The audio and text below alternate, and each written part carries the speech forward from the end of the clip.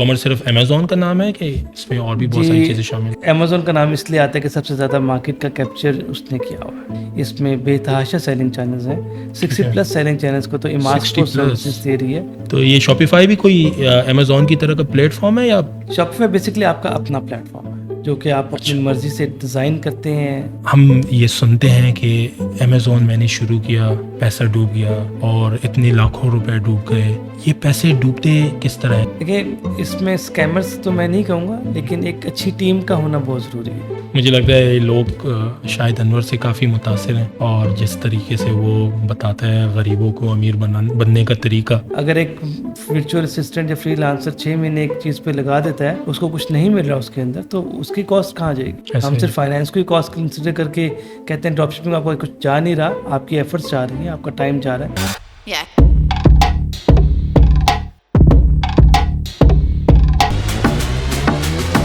Yeah. अस्सलाम वालेकुम and welcome to the Redwood Times. आज का हमारा पॉडकास्ट बहुत ही दिलचस्प होने वाला है क्योंकि आज हम बात करेंगे मोस्ट डिस्कस टॉपिक पे जो कि है e commerce. Facebook, Instagram, social media पे आप दूसरी या तीसरी रील या वीडियो यहीं देखते हैं कि ई कॉमर्स कर लो, अमेज़ॉन कर लो, शॉपिफाई कर लो, ये स्किल सीख लो, डॉलर्स में कमाओ, रातों रात अमीर बन जाओ। इन दावों में कितनी सदाकत है, कितनी सच्चाई है, कितना झूठ है? इस सवाल का जवाब लेंगे हम वकास अहमद साहब से जो कि ई कॉमर्स एक्सपर्ट हैं और ई कॉमर्स की बिज़नेस से अरसा दराज से वाबस्ता हैं, तकरीबन 5 साल से। तो वकास, कैसे हैं आप?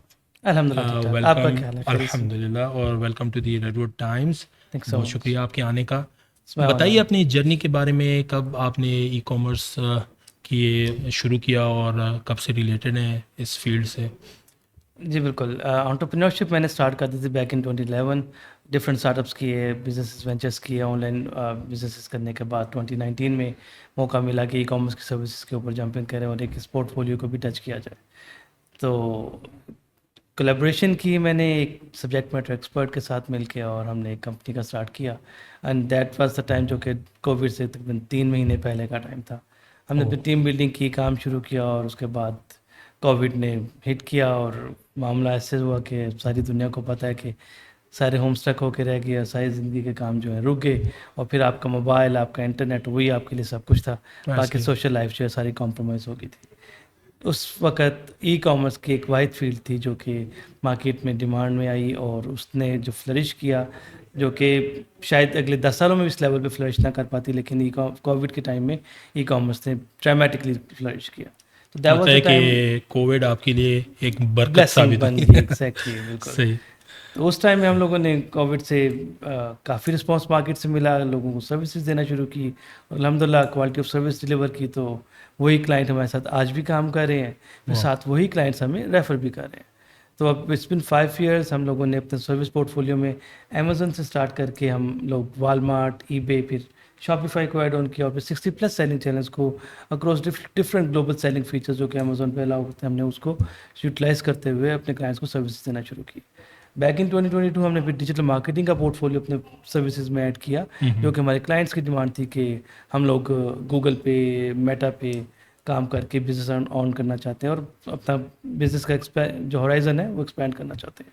उसको लेके फिर हम लोगों ने उनके लिए सर्विसेज प्रोवाइड करना शुरू की, जिसमें social media marketing, search engine optimisation वगैरह की सर्विसेज थी, वो ऐड ऑन की और अल्हम्दुलिल्लाह वो भी बड़ी चीज़ आ रही है। ज़बरदस्त। अभी हमारे पास कोई 70 प्लस क्लाइंट्स हैं जो कि ग्लोबली जिनको हम सर्विसेज दे रहे हैं और 55 प्लस का स्टाफ है हमारा जो कि इन हाउस हमें सर्विसेज दे रहा है। A to Z सर्विसेज हम देते हैं अपने क्लाइंट्स को, जो कि अमेज़न प्राइवेट लेबल और अमेज़न होलसेल दोनों बिजनेस मॉडल्स के ऊपर हम लोगों की सब्जेक्ट मैटर एक्सपर्टीज है। कंपनी का नाम क्या बताया आपने? इमार्स प्रो। ई मार्स प्रो। बड़ा यूनिक नाम है। क्या ई मार्स प्रो से? इमार्स प्रो से बेसिकली हमने जो नाम ड्राइव किया वो ई मार्केटिंग सर्विसेज प्रोवाइडर का एक एब्रीविएशन बनाया, जो कि थोड़ा सा ई का पहला लफ्ज़ और मार्केटिंग का 3 अल्फ़ाबेट्स लिए, फिर सर्विसेज का S और प्रो का प्रोवाइडर के लिए लिया। ये तो इस लगता है तरीके से एक यूनिक नाम काफ़ी बना के- सोच विचार हुई है आपके इस नाम जी पे। बिल्कुल बिल्कुल। तो नाम अभी देखें, as a e commerce expert, अगर हम आपसे ये सवाल पूछें कि एक आम इंसान जिसको ज़्यादा टेक्निकलिटीज़ का नहीं पता, उसको अगर आप बताते हैं कि ई कॉमर्स क्या है। ई कॉमर्स का बेसिकली एक फिजिकल स्टोर, जिस तरह आपका कैश एंड कैरी है, जी जी। उसी तरह आपका एक आउटलेट ऑनलाइन प्रेजेंस जो है वो ई कॉमर्स है। ठीक है। वो शॉपिफाई पे हो सकती है, आपका अपना स्टोर हो सकता है, वो अमेजोन पे हो सकता है, वो वॉलमार्ट पे, ईबे पे, वो फिर इसी तरह सोशल मीडिया प्लेटफॉर्म्स पे लाइक गूगल पे या फेसबुक पे आप अपनी चीज़ों को जो लिस्ट करते हैं, जो आपके प्रोडक्ट्स हैं, हम्म। वो आपका ई कॉमर्स बिजनेस होता है, जो कि आप ऑनलाइन सही। सेल कर रहे होते ठीक है। तो वैसे जब भी हम ई कॉमर्स का नाम सुनते हैं तो हमारे जहन में सिर्फ एक ही नाम आता है, अमेज़ॉन। हैं। जी बिल्कुल। तो ई कॉमर्स सिर्फ अमेज़ॉन का नाम है कि इसमें और भी बहुत जी, सारी चीज़ें शामिल हैं? Amazon is the world's largest market place, जो कि सर्विसेज दे रही है ऑनलाइन सेलर्स को। उसमें अमेजोन का नाम इसलिए आता है कि सबसे ज़्यादा मार्केट का कैप्चर उसने किया हुआ है। ठीक है। मार्केट कैप्चर करने की वजह से अमेज़न लोगों को ज़्यादा पता है, जबकि इसमें बेतहाशा सेलिंग चैनल्स हैं। ठीक 60 है। प्लस सेलिंग चैनल्स को तो इमार्स 60 को प्लस। सर्विसेज दे रही है, शायद हमें जिसके तो ऊपर 6 भी हमने ना एक्सपोजर बताओ। किया हुआ है। बिल्कुल। और अच्छा। हर सेलिंग चैनल की अपनी अपनी एक यूज़र बेस है। सही। लोग जो अमेज़न पे हैं, उनकी इमोशनल अटैचमेंट अमेज़न के साथ है। They right. डोंट सही। Prefer to go for the Walmart और अदर सेलिंग चैनल्स। लेकिन हम्म। जिन लोगों की वॉलमार्ट पे इमोशनल अटैचमेंट है, वो वॉलमार्ट के अलावा अमेज़न पे जाना पसंद नहीं करते। सही। तो इमोशनली एक मीनिंग अटैच हो जाता है, जो कि यूज़र बेस उसको फॉलो करते हुए अपनी प्रेफरेंसेस को उन्हीं सेलिंग चैनल से ही फुलफिल कर रही होती है। ठीक है। तो अभी देखिए अमेज़ॉन पे ही फ़िलहाल रहते हैं। अमेज़ॉन अगर मैं शुरू करना चाहूँ जी बिल्कुल। और मेरे साथ थोड़ा बहुत कैपिटल है, तो कैसे मैं अमेज़ॉन शुरू कर सकता हूँ पाकिस्तान में रहते हुए?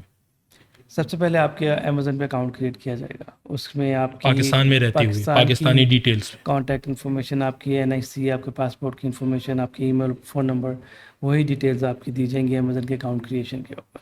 और ठीक वही है। वेरिफिकेशन अमेज़न जो है, उन्हीं की बेसिस पे आपका सेलर अकाउंट क्रिएट कर देगा। अमेज़न पे मैं ये क्लियर करता जाऊँ कि सिर्फ़ और सिर्फ अभी सेलर अकाउंट क्रिएट करने की सर्विसेज ओपन है। अच्छा। अभी आप अमेज़न की बाइंग की जो सर्विसेज है, वो अमेज़न पाकिस्तान से हासिल नहीं कर सकते हैं।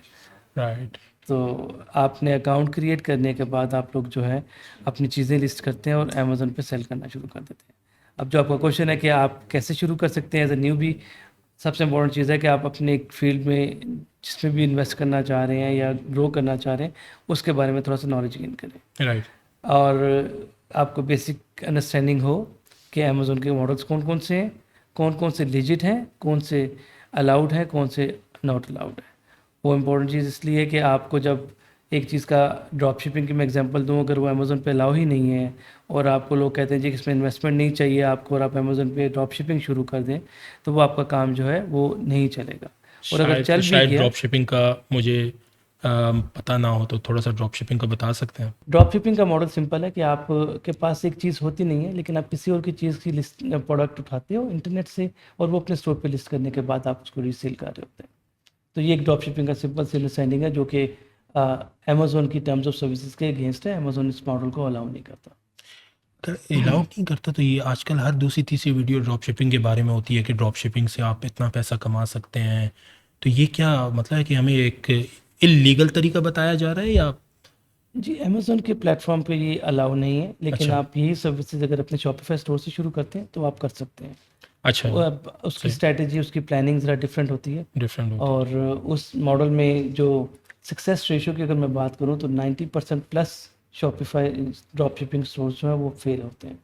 है। राइट। और कि उसका आपके पास सक्सेस अपनी रेट इन्वेंट्री इतना होती नहीं नहीं है। है, आप किसी और की एग्जैक्टली। इन्वेंट्री यूज़ कर रहे होते हैं और वहाँ से इन्वेंट्री आप ऐसे लेते हैं कि आप खुद ही बायर बन के जाते हैं जी बिल्कुल। और फिर आप डिलीवरी के लिए आप उस कस्टमर का नाम ले लेते, उसका एड्रेस लिख लेते हैं जिन्होंने आपको ऑर्डर दिया होता जी है। बिल्कुल। ऐसा ही है? इसके अलावा आप देखें, आपने एक चीज़ लिस्ट की है और वो उसका आपको ऑर्डर आ जाता है, पीछे जी। जब आप लेने जाते हैं तो वो आउट ऑफ स्टॉक ही होती है। राइट। सही है। आपका कस्टमर एक्सपीरियंस ख़राब हो गया। बिल्कुल। तो ये फैक्टर्स हैं जो कि ड्रॉप शिपिंग में मैनेज करना मुश्किल होते हैं। अभी देखिए हमने अमेज़ॉन के डिफरेंट बिजनेस मॉडल्स की बात की, थोड़ा सा अगर आप बता दें क्या क्या मॉडल यूज़ अमेज़न किया के जा जो रहा है? लिजिट बिजनेस मॉडल्स हैं, जो कि ज़्यादा चलते हैं, मैं उनका नाम लूँ तो प्राइवेट लेबल सबसे ज़्यादा है, उसके बाद होलसेल का मॉडल है और इमार्स प्रो इन दोनों में सर्विसेज देती है। प्राइवेट लेबल का जो मॉडल है उसमें आपको बेनिफिट ये होता है कि आप अपना एक एसेट बिल्ड करते हैं। राइट। प्रोडक्ट जो आप सेल कर रहे हो तो अपने नाम के साथ सेल करते हैं। आपका अपना ब्रांड बनता है ब्रांड बन जाए। और उस ब्रांड को आप मार्केट करके अपनी मार्केट में रेपुटेशन बिल्डिंग करते हैं। जैसे जैसे आपका टाइम स्पेंड होता है आपकी रेपुटेशन ब्रांड की वर्थ बढ़ती है और वही आपका एसेट बनता जाता है। जबकि होलसेल मॉडल है वो आप लोगों की चीज़ मैन्युफैक्चर से उठाते हैं, उन्हीं को एज इट इज़ रीसेल करते हैं, जस्ट उन्हीं के ब्रांड से। एग्जैक्टली ऐसे ही जैसे आपने किसी लोकल मार्केट में किसी चीज़ की किसी ब्रांड की डिस्ट्रीब्यूशन ले ली और अब वो चीज़ बेच रहे हैं। जब तक वो चीज़ बेच रहे हैं तब तक तो आपकी रेपुटेशन है, लेकिन जैसे ही वो चीज़ पीछे से आपको सप्लाई आना ख़त्म होगी आपको कोई भी नहीं जानता। मतलब ये है कि जिस तरह एक शॉपकीपर है वो डिफरेंट ब्रांड जो है वो बेच रहा होता है, जी, लेकिन उसकी अपनी कोई मैन्युफैक्चरिंग नहीं होती, हाँ जी। तो ये आपका होलसेल मॉडल ये होगा। wholesale लेकिन अगर आप अपनी ही मैन्युफैक्चरिंग करके आप अपनी ही चीज़ बेचते हैं तो ये आपका प्राइवेट प्राइवेट लेवल हो गया। बिल्कुल सही सही। अच्छा, बार बार हम ये शॉपिफाई का जिक्र कर रहे हैं, जी जी। तो ये शॉपिफाई भी कोई अमेजोन की तरह का प्लेटफॉर्म है या? शॉपिफाई बेसिकली आपका अपना प्लेटफॉर्म है जो कि आप अपनी मर्ज़ी से डिज़ाइन करते हैं, उसके ऊपर अपनी मर्ज़ी से चीज़ें लिस्ट करते हैं, कैटेगराइज करते हैं और आपका कंट्रोल उसके ऊपर ज़्यादा होता है। शॉपिफाई के बिज़नेस मॉडल जो है one of the most recommended business model है, लेकिन आपको शॉपिफाई के बिज़नेस मॉडल पे आते आते काफ़ी ज़्यादा आपको एफर्ट्स करनी पड़ती है। लेकिन ये शॉपिफाई कोई मार्केट प्लेस तो नहीं है ना? नहीं, मार्केट प्लेस ये एक टूल है मेरे ख्याल it's just like a website. आपका अपना स्टोर है जो कि शॉपिफाई पे बना होता है। Shopify is just a platform जिस पे आप ये अपना स्टोर बनाते हैं। मतलब ये इस तरह आपको आपका स्टोर बनाने में इसमें ऑटोमेटेड आप टूल्स होते हैं, एग्जैक्टली वो टूल्स यूज़ करके आप अपना स्टोर बना सकते एग्जैक्टली हैं। राइट, मतलब ये Shopify एक टूल ही आप इसको समझ लें बेसिकली, बिल्कुल, क्योंकि जो कन्फ्यूजन होती है ना वो यही होती है कि ये भी अमेजोन की तरह का कोई मार्केट प्लेस है, लेकिन वो जब बंदा लॉग इन करता है तो उसको कोई आइटम्स या कोई प्रोडक्ट्स वगैरह उसमें नज़र नहीं आते। ऐसा ही है। शॉपिफाई में आपने अपनी प्रोडक्ट्स ही सेल करनी है। लेकिन वो Shopify तो आप store- उस पर वेबसाइट बना के फिर अपनी वेबसाइट के डोमेन से ही प्रोडक्ट सेल करेंगे। जी बिल्कुल, आप अपने डोमेन पे चीज़ें बेच रहे होते हैं। जैसे आप अमेजोन में अगर कोई चीज़ लिस्ट करते हैं तो वो अमेजोन का ही डोमेन रहता है, लेकिन उसके अंदर आपका एक स्टोर आपका होता है। स्टोर आ गया amazon.com के बाद आपके स्टोर की सेलर की इन्फॉर्मेशन है। शॉपिफाई आपको वो स्टोर बनाने में मदद करता है। शॉपिफाई बेसिकली एक टूल है जिसपे आप स्टोर बनाते हैं और उस स्टोर के ऊपर आप अपनी चीज़ें लिस्ट करते हैं, वही चीज़ें जो कि आप ऑलरेडी अमेजोन पे, वॉलमार्ट पे, बाकी सेलिंग चैनल्स पे सेल कर रहे होते हैं। अब इन प्लेटफॉर्म्स पे सेल करने का मकसद ये है कि आपको जल्दी से मार्केट से रिटर्न मिलना लग जाए और आप अपनी रेपुटेशन बिल्डिंग कर लें। लेकिन इन सेलिंग चैनल्स पे स्टे करते हुए आप ज़्यादा लॉन्ग टर्म पे सर्वाइव नहीं कर सकते, क्योंकि आपने इनकी मर्ज़ी से चीज़ सेल करनी है, इनकी टर्म्स ऑफ सर्विसेज को फॉलो करना है, फिर आपने अच्छा खासा बिजनेस का चंक इनको देना है। आपका बिजनेस प्रॉफिट में या लॉस में it does not matter to Amazon और वॉलमार्ट और एनी द सेलिंग चैनल, क्योंकि उन्होंने तो अपनी सर्विसेज लेनी ही लेनी है। जबकि शॉपिफाई पे जब आप आते हैं तो आपका बिजनेस अब चीज़ आपकी आप सेल खुद हो ही रही है, बॉस हैं। आप खुद ही बॉस हैं, अपनी मर्जी से चीज़ें लिस्ट कर रहे हैं, उसके बाद आपको जो ROI उसके ऊपर आ रहा है वो अमेजोन की से कंपैरेटिवली काफ़ी बेहतर होता है। लेकिन शॉपिफाई का स्टोर डेवलप करके उस पर market place, user place develop करना वो थोड़ा सा टाइम टेकिंग होता है, उसके लिए आपको स्ट्रेटजी चाहिए होती है। तो हम लोग क्या करते हैं कि अमेजोन से, वॉलमार्ट से जब यूज़र बेस डेवलप कर लेते हैं, बिजनेस आना शुरू हो जाता है, फिर हम अपने शॉपिफाई स्टोर्स के ऊपर जाते हैं और उसके ऊपर फिर हम एड स्पेंड करके गूगल के थ्रू, मेटा के थ्रू अपने स्टोर की मार्केटिंग करते हैं, फिर यूज़र बेस वहाँ पे डेवलप कर रहे होते हैं। वही This मैं is भी how it's यही done. आपसे पूछने वाला था कि देखें, अगर हज़ारों वेबसाइट्स होंगी जी बिल्कुल तो आपकी वेबसाइट का पता कैसे चलेगा कि आप क्या बेच रहे हैं? वही मार्केटिंग है। जी बिल्कुल। तो इसमें आप ये देखें कि फिजिकल स्टोर्स अब मार्केट में जो, अगर हम किसी फैशन ब्रांड्स की बात करते हैं, सना स्वीना है, जे डॉट है, खादी है, अब इन लोगों ने ऑनलाइन स्टोर्स भी अपने बना दिए, फिजिकल स्टोर्स भी बनाए हैं। बिल्कुल ऐसे ही। अब इनके जो ऑनलाइन स्टोर्स हैं वो बेसिकली शॉपिफाई स्टोर्स की एक किस्म है और वहाँ पे आपको वही चीज़ मिल रही होती है जो कि उनके ऑनलाइन स्टोर्स पे पड़ी होती है और फिजिकल स्टोर्स पे पड़ी होती है, सॉरी। अब इसी तरह जब आपकी प्रोडक्ट्स अमेजोन के ऊपर लिस्ट हुई होती हैं, वही प्रोडक्ट्स अब जब लाके अपने शॉपिफाई स्टोर पे सेल कर रहे होते हैं, तो सही है। यूजर्स को पता होता है कि ये चीज़ बिक रही है और ये नाम जो है सोल्ड बाय में आपका नाम आ रहा है। वो सोल्ड बाय जो नाम जो आपका आ रहा है वही आपका शॉपिफाई स्टोर है, तो एक यूज़र को रिलेशनशिप या उसको लिंक करना आसान हो जाता है कि ये वही है। सेकेंडली आप इसको ये भी कर लेते हैं कि आप के जो बायर बेस डेवलप हो रही होती है उनके साथ आप रिलेशनशिप बिल्डिंग शुरू कर देते हैं। बिल्कुल उस सही। रिलेशनशिप में फिर आप उनको अपने प्लेटफॉर्म की भी इंट्रोडक्शन करवाते हैं, इंट्रोडक्शन सर्विसेज देते हैं, प्रमोशंस देते हैं, ताकि वो अब यूज़र बेस आपका डायरेक्ट आपके अपने सेलिंग चैनल के ऊपर आपका उसके साथ कमिटमेंट और लॉन्ग टर्म रिलेशनशिप डेवलप हो जाए। ठीक ठीक। देखिए, ये दोबारा हम अमेज़ॉन पे आते हैं। पाकिस्तानी डिटेल्स पे आप अपना अकाउंट बना रहे हैं जी बिल्कुल। और वो जो है सस्पेंड हो रहे हैं, बहुत ज़्यादा सस्पेंड हो रहे हैं, कोई ख़ास वजह? मैंने जैसा कि आपको बताया कि टर्म्स ऑफ सर्विसेज जो अमेजोन ने आपको अलाउ की हैं, आप अगर उसकी वॉयलेशन नहीं करेंगे तो आपका अकाउंट सस्पेंड तो नहीं हम होगा। वायलेशन क्या कर रहे हैं और क्यों कर रहे हैं? जिस समय मैंने आप ड्रॉप शिपिंग की आपको एग्जांपल दी, अच्छा, दिस इज़ द वॉयलेशन। अब आपने जो चीज़ें अपनी लिस्ट करनी है वो अमेजोन की टर्म्स ऑफ सर्विसेज के अकॉर्डिंगली लिस्ट करनी है। लेट्स से अगर आप इस ग्लास को आप सेल करने जा रहे हैं, ठीक है। आप इस ग्लास के किसी ब्रांड को, टोयो नासिक लेट्स से कोई भी ब्रांड है इसका, आप ये नहीं लिख सकते राइट। क्योंकि टोयो नासिक ने आपको अलाउ नहीं किया अपनी चीज़ को सेल करने के लिए और आप उनके ब्रांड का नाम अपनी लिस्टिंग में लिख दें। फिर उसकी प्रोडक्ट की अथेंटिसिटी बहुत इंपॉर्टेंट है। आप एक, आपको पता है मार्केट में रेप्लिकाज कॉपीज कितनी हैं। बिल्कुल। अब हम लोग कोशिश करते हैं मार्जिन ज़्यादा बढ़ा दें, ओरिजिनल मैन्युफैक्चर से चीज़ ली नहीं और वो आपने खुद अपनी बना के सेल करना शुरू कर दी। वो जैसे ही ट्रिगर हो गया अमेजोन के एल्गोज में या अमेजोन किसी ने रिपोर्ट किया तो आपका अकाउंट सस्पेंशन में, लिस्टिंग सस्पेंशन में जाती है, अल्टीमेटली आपका अकाउंट सस्पेंशन में जाता है। नहीं, वो तो देखें, अकाउंट बन गया, आपने अपना बिजनेस ऑपरेशन स्टार्ट किया, उसके बाद अकाउंट सस्पेंड हो। जी बिल्कुल। मुझे जो आजकल ऐसा लग रहा है, कुछ लोगों से मेरी जो डिस्कशन हुई वो ये ऐसा है कि वो पाकिस्तान का नाम आता है तो अकाउंट सस्पेंड कर जैसे देते जैसे आपकी वॉयलेशंस ज़्यादा होती जाएंगी एक स्पेसिफिक रीजन के अंदर होती हैं तो फिर वो रीजन ही ब्लैक लिस्ट हो हैं। जाता है। अच्छा, जब लाइक वो रीजन ब्लैक लिस्ट हो रहा है तो फिर आप लेजिट तरीके से भी अपना सब काम सही भी कर रहे होंगे तब भी आप ब्लैक लिस्टेड कैटेगरी में। सही है। मतलब कौन सा, पाकिस्तान पूरा रीजन ही ब्लैक लिस्टेड है या कुछ खास एरियाज ऐसे हैं? उसमें अब डिपेंड करता है, आपको 6 महीने पहले शायद आपने सुना होगा कि मियाँ चन्नू की एक लोकेशन है जहाँ पे ज़्यादातर बिजनेस ड्रॉप शिपिंग का होता है। अब वो अमेजोन पे अगर अकाउंट्स क्रिएट करके ड्रॉप शिपिंग कर रहे हैं तो उन्होंने आईपी एड्रेसेस की बेस पे मियाँ चन्नू की एक स्पेसिफिक लोकेशन के ऊपर सारे अकाउंट को। सस्पेंड कर दिए।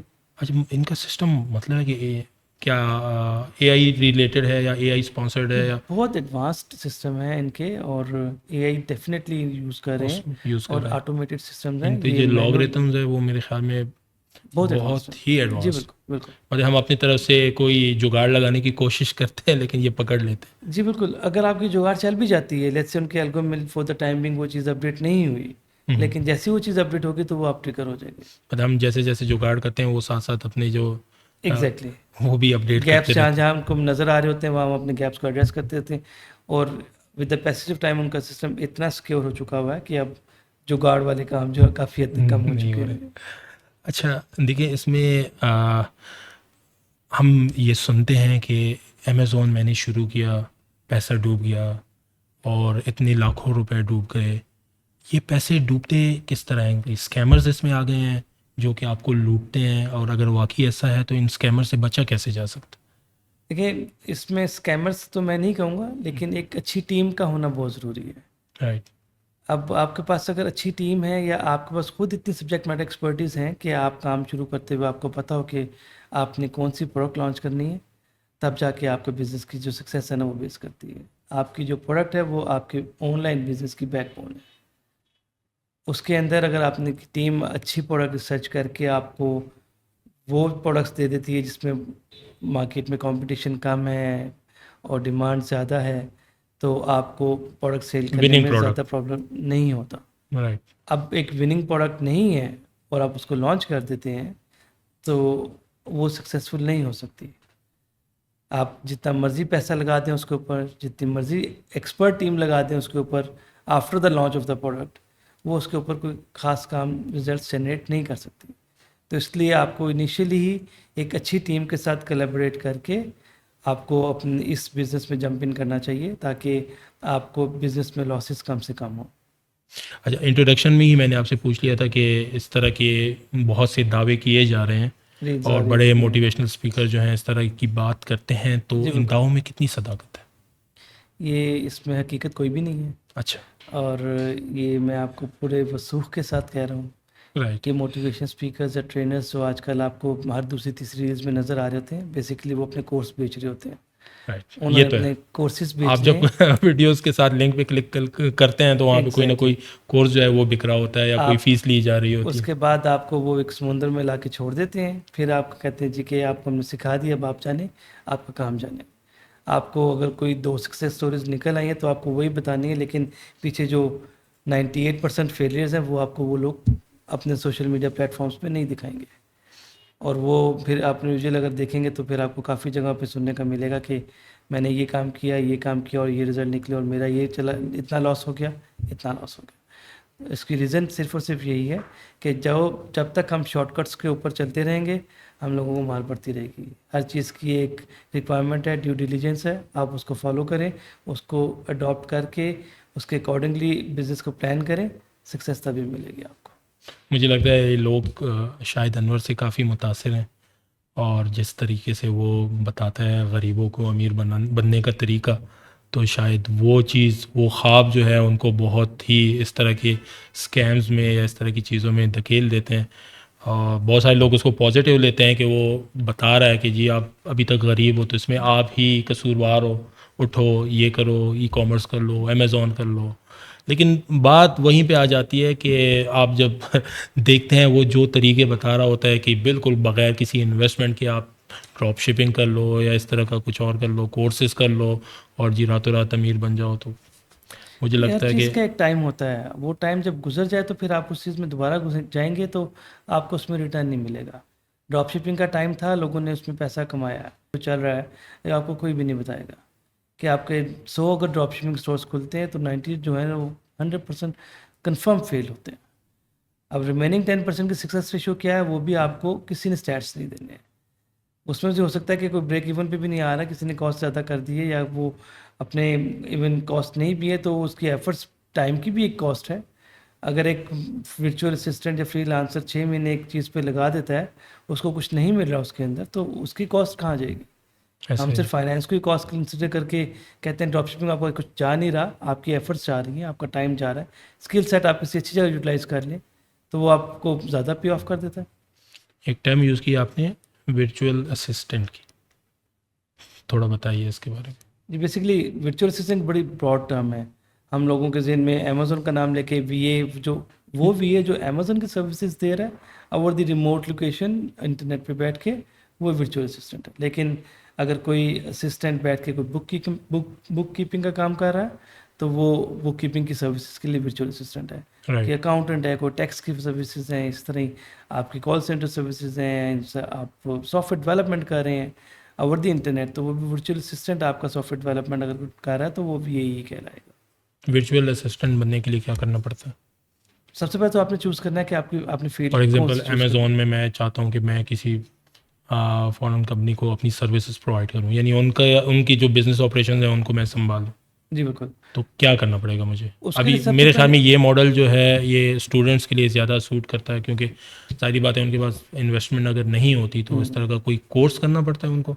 देखें, सिर्फ अमेज़न वीए क्यों बने पहले, उससे पहले एक स्टेप हम पीछे आते हैं। सही है। आप ये देखें कि आपका इंटरेस्ट क्या है, आपका पैशन क्या है, आपकी स्किल सेट जो आपने डेवलप किया over the passage of time, वो क्या है।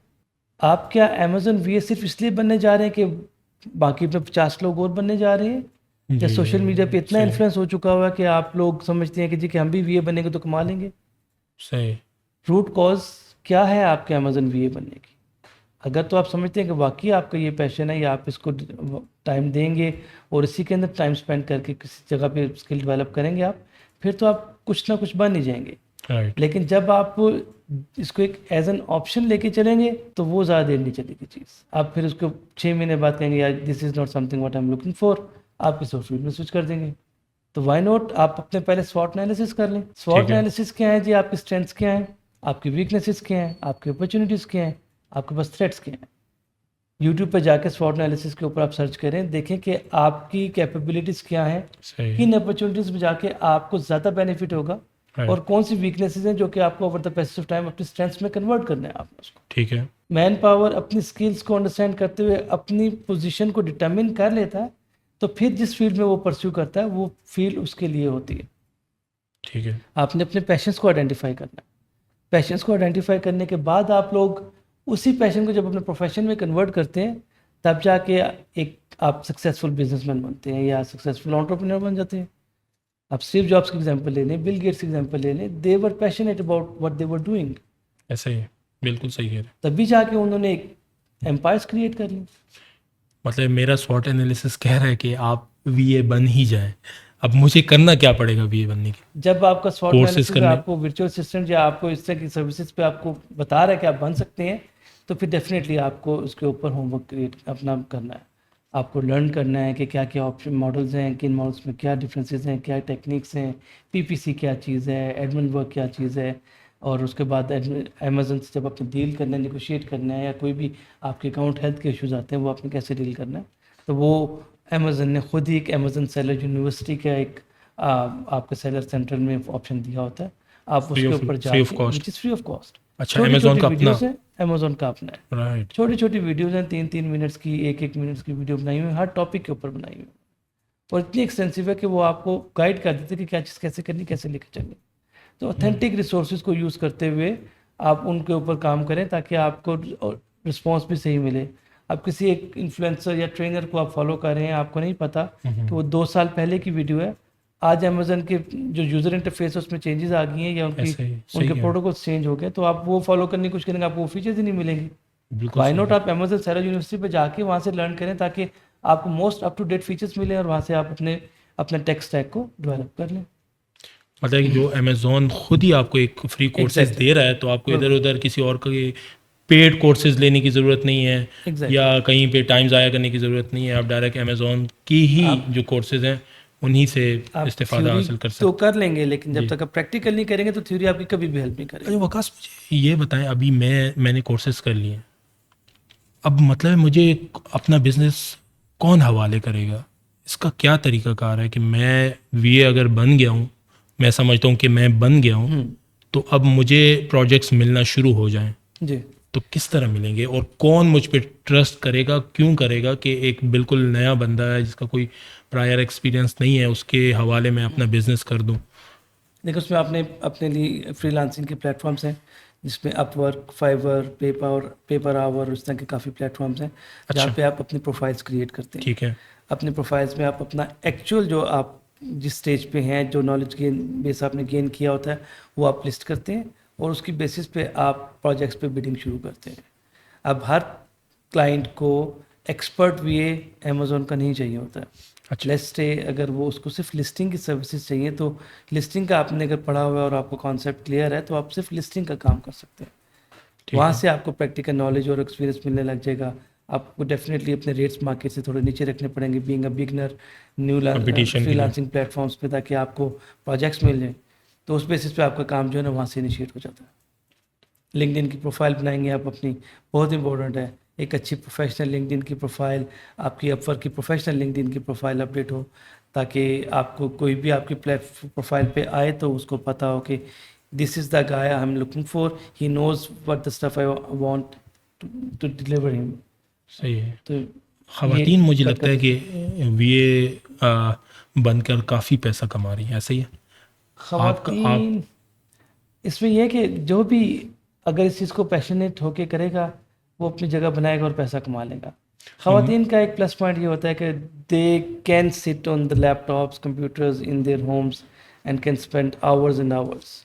जबकि आपको पता है जो मर्द हजरा होते हैं उनको बाहर भी जाना होता है, बड़े काम और भी करने होते हैं, वो काम फिर और मेरे ख्याल में ये ख़वातीन के लिए सबसे बेस्ट जॉब भी है, बड़ी safe job. Exactly work from home में उनको एक जी। अच्छी अपॉर्चुनिटीज़ मिल गई, और ये हमारा जो अच्छा खासा फीमेल्स का चंक अनएम्प्लॉयड या जॉबलेस है, या वो घर के किसी फाइनेंशियल एस्पेक्ट्स में कंट्रीब्यूट नहीं कर रहा, जबकि आजकल हालात के मुताबिक हर बंदे को ऐसे कि हर कंट्रीब्यूट करना बंदे को चाहिए। कुछ ना कुछ कंट्रीब्यूट करना है, तो this is the one of the safest option कि वो अपने घर में बैठ के कंप्यूटर के ज़रिए वो सर्विसेज देना शुरू करें, वो स्किल सेट डेवलप करें, और वहाँ से वो सर्विसेज दे के एक रेवेन्यू स्ट्रीम अपने लिए, अपने घर वालों को जनरेट कर सकते डॉलर्स में। हैं 100%, और वो भी फॉरेन एक्सचेंज में। वाह। और दूसरा ये है कि अगर आप मुझे ये बताएं कि पाकिस्तान में अभी ई कॉमर्स में किस स्टेज पर है? क्या अभी यहाँ पे ई कॉमर्स का रिवाज जो है बन चुका है, या ऑनलाइन शॉपिंग का रिवाज बन चुका है, या अभी भी लोग जो हैं जो कन्वेंशनल तरीका है उसी तरीके से शॉपिंग करते हैं? देखिए जो ऑनलाइन बिजनेस पाकिस्तान में है वो भी अपनी डेवलपिंग स्टेज में है। Developing stage. मैं समझता हूँ कि हम लोग प्राइस का फैक्टर को बड़ा कॉन्शियसली ऑब्जर्व करके देख रहे होते हैं कि कौन सी चीज़ हमें सस्ती मिल रही है। ऐसे ही। ये 80% मैं आपको स्टैट्स बता रहा हूँ जो कि इसी बेस के ऊपर बाइंग कर रहे होते हैं। प्राइस फैक्टर क्या है, प्राइस फैक्टर। और वो प्राइस फैक्टर के चक्कर में जो क्वालिटी को तो हम बहुत आखिर में देखते हैं। एग्जैक्टली और वो तब देखते हैं जब हमारे हाथ में चीज़ आती है, कहते हैं ये क्या हमने मंगवा ये लिया। क्या मंगवा ली। सही। अब वो बायर का जो इंटरेस्ट और प्रेफरेंस है वो सेलर को भी पता है। तो सेलर ने वही चीज़ बेचनी है जो कि बायर के इंटरेस्ट की है या बायर की प्राइस पॉकेट साइज़ की है। ऐसे ही। उस साइज़ को एड्रेस करते हुए आप अब सोचें कि एक टी शर्ट अगर लिस्ट हुई हुई है आपकी 500 रुपये में, 700 रुपये में, तो वो जब आपके पास आएगी तो आपको पता लगेगा पहली वॉश में भी वो टी शर्ट ख़त्म हो चुकी खत्म है। हो जाएगी। अब आपको पता है कि मार्केट में कम से कम 2000 प्लस के बाद आपको कोई अच्छी टी शर्ट मिलना शुरू होती है या किसी ब्रांड पे चले जाए तो उसकी प्राइसेस और भी ज़्यादा हैं। तो आप कैसे सोच सकते हैं कि आपको इंटरनेट पे जाके आपको वही शर्ट जो है 2000 वाली आपको 500 में मिल जाएगी? ऐसे ये ही। तो नहीं होता। लेकिन हमारी बायर बेस का 80% का जो अभी साइकोलॉजिकल उनका जो माइंड सेट है वो ये है कि हमें 500 रुपये में 2000 वाली चीज़ मिल रही है और उसकी इसी वजह से यूज़र एक्सपीरियंसेस ख़राब हैं और इसी वजह से क्वालिटी प्रोडक्ट्स इंटरनेट पे सेल नहीं हो रही है। मैं दराज की बात कर रहा हूँ या उन सेलर्स की बात कर रहा हूँ जो कि ब्रांड्स नहीं है। अगर ब्रांड्स की बात करें सनस्फीना, खादी, जे डॉट, इन जो वो तो अलग स्टोरी है। अपने स्टोर्स पे जाके ऑनलाइन सेल कर रहे हैं या दराज पे सेल कर रहे हैं, वो अपने ब्रांड को बेच रहे हैं और अपने उनको मार्केट की रेपुटेशन बिल्ड हुई हुई है। जो भी आके उधर से चीज़ लेता है उसको पता है कि मैं क्वालिटी चीज़ को बाय कर रहा हूँ और उसकी ये प्राइस टैग है, मैंने पे करना ही करना है। लेकिन वही बायर जब किसी दराज पे किसी अननोन प्लेटफॉर्म पे आएगा तो उसका अप्रोच बिजनेस को लेकर डिफरेंट हो जाती है क्योंकि ट्रस्ट फैक्टर जो है वो अभी तक डेवलप ही नहीं हुआ। अभी देखें ना, हमारे पास अगर ऑप्शन भी देखा जाए तो ले दे के दराज ही है, और दराज मेरे ख्याल में अभी अली एक्सप्रेस ने उसको Acquire कर लिया। एक्वायर कर लिया, ठीक जी है। बिल्कुल। तो शायद उसके बाद थोड़ी सी क्वालिटी में बेहतरी आई है, ऐसा ही है। ग्रेजुअली क्योंकि आएगी, ये जब तक डेवलप नहीं होगी तब तक हम ई कॉमर्स में हम पाकिस्तान को इतना डेवलप नहीं देखते हैं कि वो मार्केट बिजनेस जो है अच्छा खासा चंक जो है वो जनरेट कर रहा हो। आल्दो अच्छा खासा बिजनेस अभी भी जनरेट हो रहा है, बिल्कुल। लोग सेल कर रहे हैं, काफ़ी बिजनेस अच्छा कर रहे हैं, धड़ाधड़ शॉपिफाई पे वेबसाइट्स जो हैं वो बन रही हैं। बन रही हैं। अब क्योंकि आप देखते हैं ना, बीइंग रील्स में सेलर, आपको हर रील के बाद या हर वीडियो के बाद एक ना एक एडवर्टाइजमेंट आपको नज़र आती है। एग्जैक्टली। अब बीइंग सेलर अगर आपने अपनी क्वालिटी के ऊपर कॉम्प्रोमाइज़ नहीं किया और अपना अपने ट्रस्ट फैक्टर कस्टमर सर्विस का अच्छा दे दिया तो आपके पास अच्छा खासा पोटेंशियल है ऑनलाइन बिजनेस करने के लिए पाकिस्तान में और आप अच्छा खासा ग्रो कर सकते हैं। लेकिन अगर आप शॉर्ट टर्म और ज़्यादा आरओआई के चक्कर में क्वालिटी और ट्रस्ट को कॉम्प्रोमाइज़ करेंगे तो आपका बिजनेस ज़्यादा नहीं चलेगा और उतना ही ट्रस्ट जो है वो यूज़र बेस का इफेक्ट होता है। अच्छा वकास, चाइना का बहुत अमल दखल है ई कॉमर्स में, हर मुल्क में, 100%। और हमारे साथ भी यही सीन बिल्कुल है, ऐसे ही। ठीक है। तो चाइना क्या कंट्रीब्यूट कर रहा है ई कॉमर्स? आपकी जितनी भी, अगर मैं सेफ साइड पे 80% का बोलूँ तो आपका ई कॉमर्स बिजनेस क्या अमेरिका में है, क्या यूके में है, यूरोप में, ऑस्ट्रेलिया में है, वो उसकी सोर्सिंग चाइना से हो रही है। सोर्सिंग मींस कि मैन्युफैक्चरिंग वहीं वहीं से मैन्युफैक्चरिंग हो रही चाइना से हो रही है, एग्जैक्टली। प्रोडक्ट है। डेवलपमेंट मैन्युफैक्चरिंग चाइना कर रहा है और चाइना से ही आपको डायरेक्ट अमेजन के फुलफिलमेंट सर्विस सेंटर्स में डिलीवर हो जाता है या आप अपने 3PL सब वेयर हाउसेज में मंगवा लेते हैं। ये जो लेकिन टर्म्स कि आप यूज़ चाइना कर रहे हैं ना, ये sourcing- technical term 3PL services, और चलिए सोर्सिंग का तो हमारा जी 3PL सर्विसेज और इस तरह की FBM FBA वगैरह, जी तो बिल्कुल। थोड़ा सा इनको भी ज़रा एक्सप्लेन कर ही जी लें तो। इसमें बहुत सिंपल है ये कि आपने जब अभी मैन्युफैक्चरिंग करवानी है तो अमेज़न के पास आप एक अमेज़न खुद आपको बताता है कि आपने इस हद तक जो क्वांटिटी है आप मुझे भेज सकते हो, इससे ज़्यादा नहीं भेज सकते हो। अच्छा, ये भी रिस्ट्रिक्शन जी है? बिल्कुल। और उसमें इससे फिर कम भी नहीं भेज सकते हो या? कम तो भेज सकते हैं आप लेकिन मैक्स कैप का वो अच्छा, आपको मैक्स बताता कैप है है, कि इससे ज़्यादा आप मिनिमम नहीं का भेज नहीं है। सकते। उसमें फिर आपने जो प्रोडक्शन करवाई हुई है वो आपके लिए रिकमेंडेड ही होता है कि आप उस लोकल मार्केट में रखें जहाँ पे आप सेल कर रहे हैं, ताकि चाइना से आपको उस लोकल मार्केट, जैसे अगर यूएस की बात करते हैं, यूएस तक आते आते आपको सी शिपमेंट में 30 to 45 डेज लग जाते हैं। एयर फ्रेट आपको महंगा पड़ता है। आप आउट ऑफ स्टॉक जाने के लिए आप 3PL सर्विस प्रोवाइडर्स को यूज़ करते हैं जो कि वेयर हाउसेज होते हैं।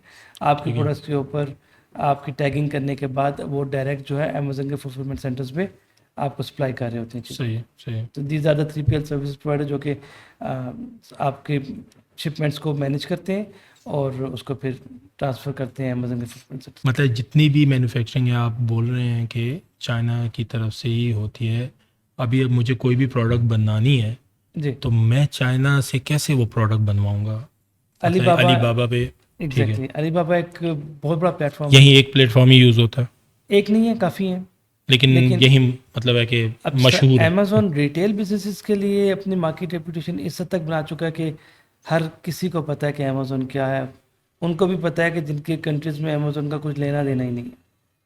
तो अली बाबा ने बी टू बी में अपना बिज़नेस, अपना इन्फ्लुएंस मार्केट में इतना बेहतरीन बनाया हुआ है कि हर कोई रिकमेंड करता है कि आपने कोई भी चीज़ लेनी है आप अली बाबा पे जाके सोर्स करें, वहाँ से मैन्युफैक्चरर्स को एंगेज करें, ताकि जो अली बाबा आपको सिक्योरिटीज़ दे देता है, आपका पैसा सेफ है, आपके साथ मैन्युफैक्चरर आप फ्रॉड नहीं कर सकता, या आपको वो चीज़ अगर सप्लाई नहीं करेगा जो वो कमिट कर रहा है, तो आप अपना एक्सपेंस जो है वो रिकवर कर सकते हैं। अच्छा, इस वजह से लोग अली बाबा के ऊपर जाते हैं। प्रेफर अली करते हैं। बाबा कॉस्टली पड़ता है कंपैरेटिवली, लेकिन वो जो रिस्क फैक्टर जो सिक्योरिटीज़ है। आपको दे देता है, इस वजह से लोग रिकमेंड करते हैं कि आप अली बाबा पे ही जाएं।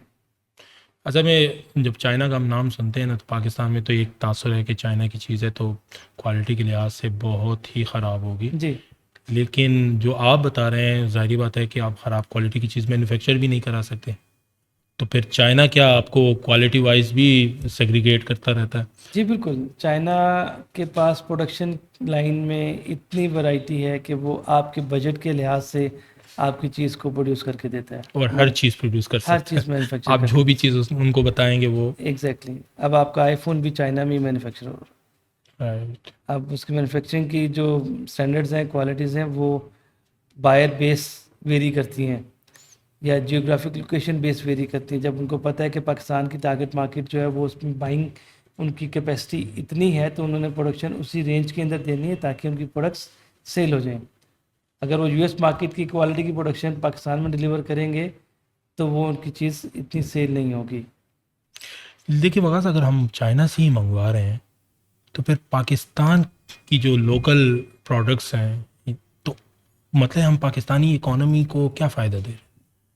देखिए पाकिस्तान की जो लोकल प्रोडक्ट्स हैं, लोग काफ़ी बिजनेस कर रहे हैं पाकिस्तान से भी। अच्छा, और पाकिस्तान की जो प्रोडक्ट्स हैं वो भी जा रही हैं। एग्जैक्टली अगर मैं टेक्सटाइल की बात करूं, गारमेंट्स की मैन्युफैक्चरिंग की बात करूं, कराची में काफ़ी लोग अच्छे लेवल पे बिजनेस करके स्पोर्ट्स के हो गए। स्पोर्ट्स वेयर के अंदर बात कर लें आप, या स्पोर्ट्स के अंदर फुटबॉल की, या बाकी क्रिकेट की बात करें, आप सर्जिकल्स की बात करें, इक्विपमेंट काफ़ी यहाँ पे फैसला सियालकोट में और वज़ीराबाद के इलाकों में काफ़ी प्रोडक्शन हो रही है उनकी। फिर अगर आप लेदर की बात करें तो ये काफ़ी कंपनीज है जो कि ऑलरेडी मार्केट में प्रोडक्शन करने के बाद ओवरसीज़ सप्लाई कर रही हैं और पाकिस्तान की इकोनॉमी में काफ़ी अच्छा रोल प्ले कर रही है।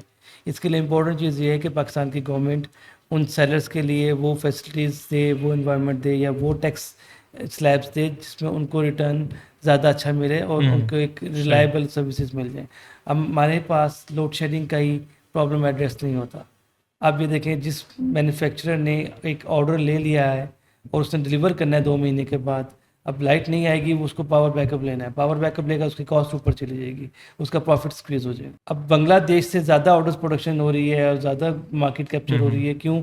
उन्होंने अपने मैन्युफैक्चरर्स को एक अच्छा प्लेटफॉर्म दे दिया, फैसिलिटीज़ दे दी, जो बेसिक उनको सप्लाईज रिक्वायर्ड है वो उनको दे दी, और वो अनइंटरप्टेड है। इवन एक वक्त आया कि पाकिस्तान के मैन्युफैक्चरर्स ने सोचा कि why not we should go to Bangladesh और वहाँ से जाके हम अपनी फैक्ट्रीज को ऑपरेट करें, और काफ़ी मैन्युफैक्चर चले भी गए। तो वो मेड इन पाकिस्तान से मेड इन बांग्लादेश हो गया। मेड इन बांग्लादेश हो मेड इन ये पाकिस्तान जो है, इसको कैसे हमने मज़ीद सपोर्ट करना है और उसकी मार्केटिंग करनी है, उसको मशहूर करवाना है? पाकिस्तान से जो भी प्रोडक्शन होगी वो मेड इन पाकिस्तान करके ही जाती है। लेकिन अब ये है कि आप एक क्वालिटी डिलीवर करें, आप जो चीज़ दिखाएं वही बेचें, तब आपकी रेपुटेशन बनेगी, आपको ज़्यादा ऑर्डर्स आएंगे और आप अपनी अपनी मार्केट में रेपुटेशन बना लेंगे। मैं फॉरवर्ड स्पोर्ट्स की अगर एग्जांपल दूं आपको, सियालकोट में उन्होंने फुटबॉल में फीफा का ऐसे अच्छा ही। खासा होल्ड है उनका, और वही फीफा वर्ल्ड कप में फुटबॉल सप्लाई करते हैं।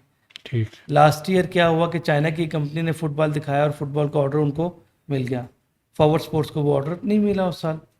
राइट। फिर फुटबॉलर्स ने स्टेडियम्स में जब उनके फुटबॉल के साथ खेला, उन्होंने कहा जी कि एक सर्टेन लेवल पे बॉल जो पहले हम खेलते थे वो स्विंग होती है, ये बॉल स्विंग नहीं हो रही है।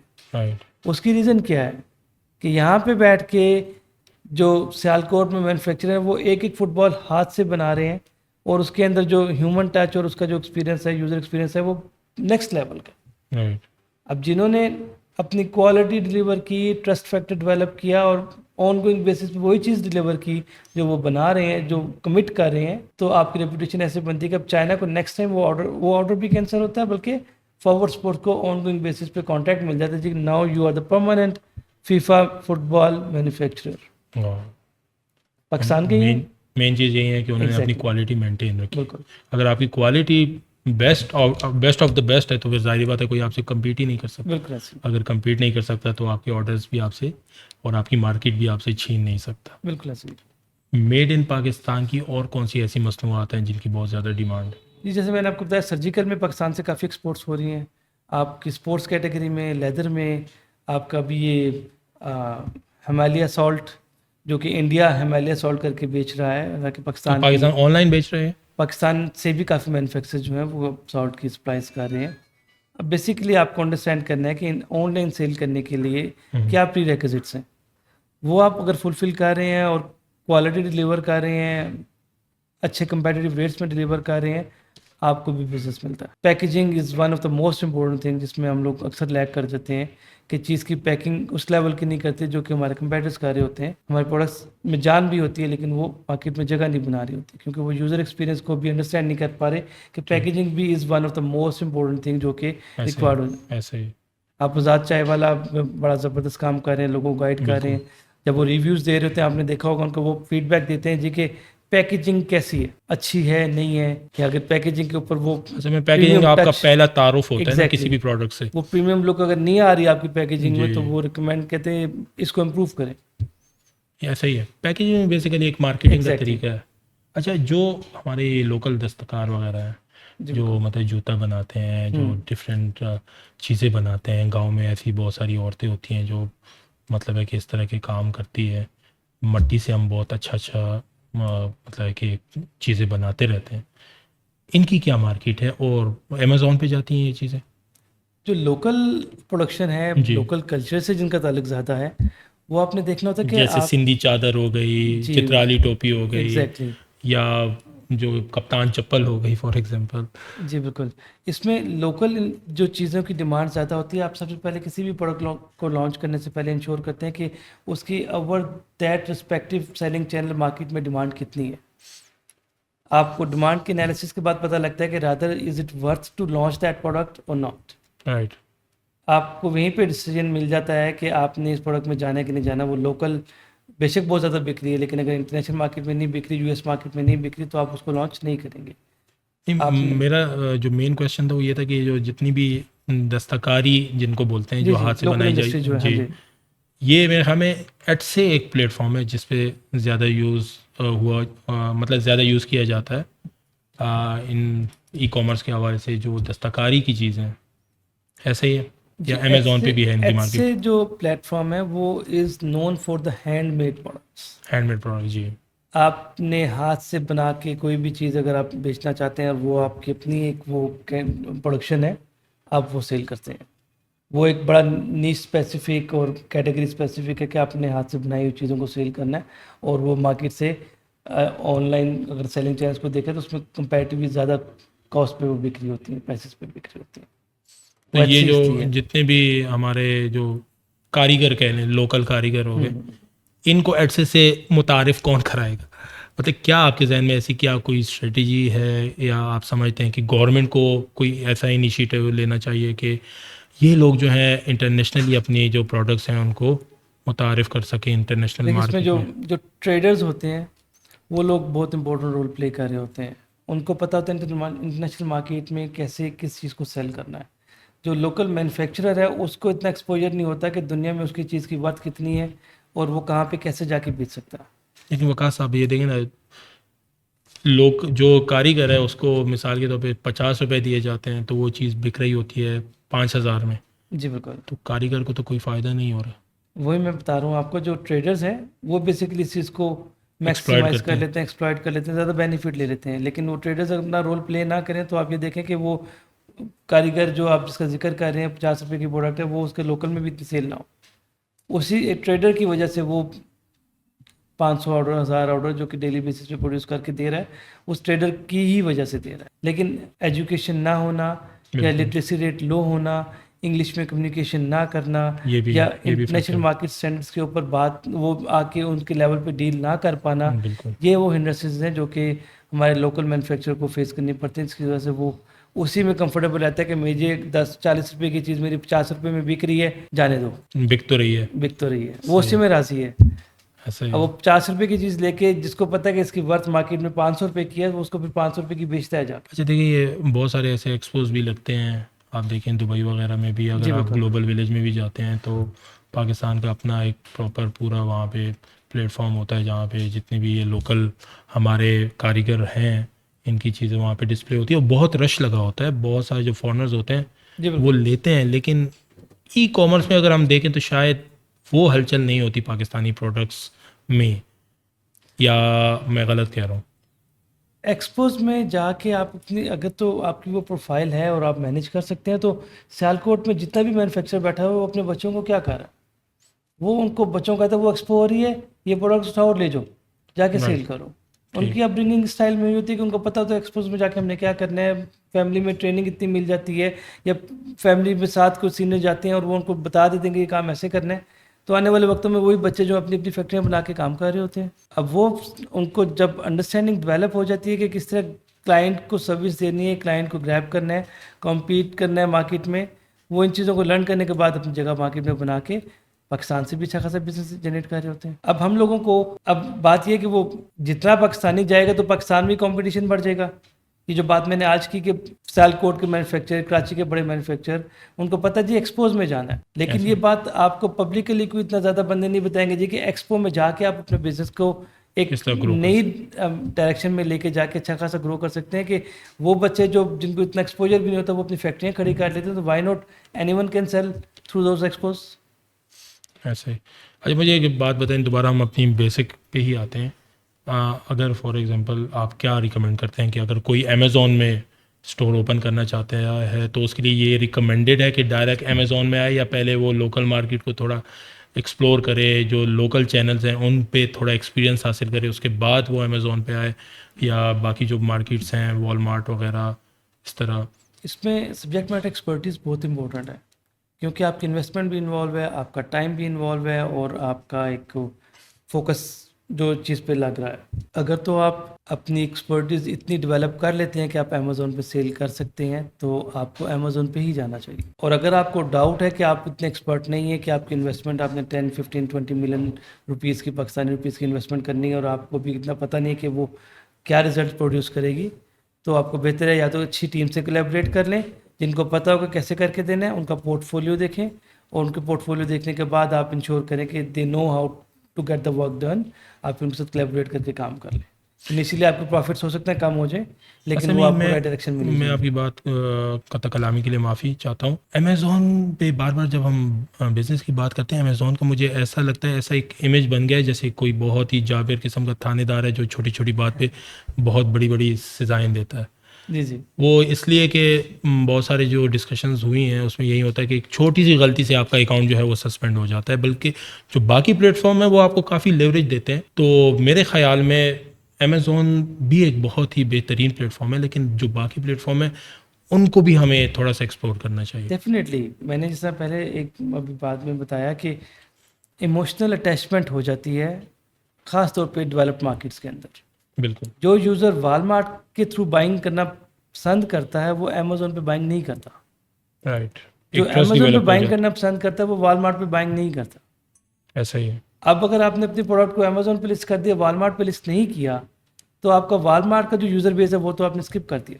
वकास, एंड में क्या बताएंगे आप, मतलब ये तमाम डिस्कशन को कैसे हम सम अप कर सकते हैं ई जी कॉमर्स बिल्कुल। के हवाले से? मैं एक दो बातों पे रीएम्फसाइज़ करूँगा कि सबसे पहले आप अपनी अपनी स्वॉट एनालिसिस करने के बाद ये डिटरमिन करें कि क्या अमेज़ोन वर्चुअल असिस्टेंट या अमेज़ोन के बिज़नेस आपके लिए सूटेबल है कि नहीं है।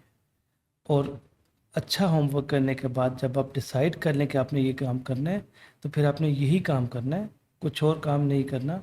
You need to focus on the work you are going to do. जब इसको आप इसको एज ए साइड बिजनेस लेके नहीं चलना। अगर साइड बिजनेस पैसिव इनकम के तौर पे भी अगर आप लेके जा रहे हैं, तो भी आपने इसको डिलीवर करना है फोकस करके। आधा पचद्दा काम करके जो हम लोग कहते हैं कि सब कुछ मिल जाएगा, नहीं मिलता, फिर कहते हैं चीज़ ही ठीक नहीं है। वाई नॉट आप उसको सही तरीके से होमवर्क करके शुरू करो, और जो जो उसकी ड्यू डिलीजेंस रिक्वायर्ड है उसके ऊपर फोकस करके करो, तो आपको रिजल्ट्स अचीव कर लेते हो। हम लोगों का मसला ये है कि हम आधे रास्ते में जाके कहते हैं जी ये चीज़ समझ नहीं आ रही, ये चीज़ अच्छी नहीं है, कोई ओपिनियन कायम की और उसके बाद क्विट कर लिया।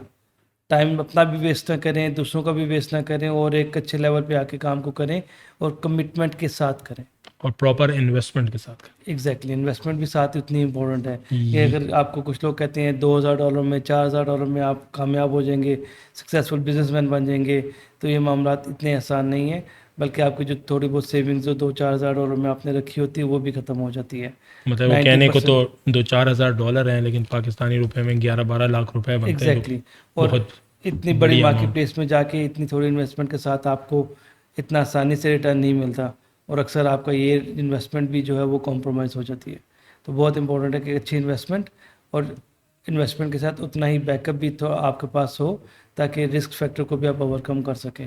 और अगर आप सीखना चाहते हैं तो प्रॉपर सोर्स के थ्रू होमवर्क से। करके, रिसर्च करके, थ्रू प्रॉपर चैनल जाएं, तब लर्निंग करें। ये पेड ट्रेनिंग जो आपको आजकल कराची पाकिस्तान में ओवरऑल मिल रही है, ये जो है ये आपके लिए ज़्यादा हेल्पफुल नहीं है। शायद ज़्यादा हेल्पफुल नहीं है, बिल्कुल ऐसी ही बात है। और ई कॉमर्स मेरे ख्याल में इतना बड़ा मौजू है कि डिस्कशन हमारी काफ़ी हुई, लेकिन अभी भी ऐसा लगता है कि बहुत सारे टॉपिक जो हैं वो कवर नहीं हुए। जी बिल्कुल। तो अगर आप लोग समझते हैं और आप लोग अगर चाहते हैं कि इसी मौजू पे एक और पॉडकास्ट की जाए, तो हमें कमेंट सेक्शन में ज़रूर बताइए।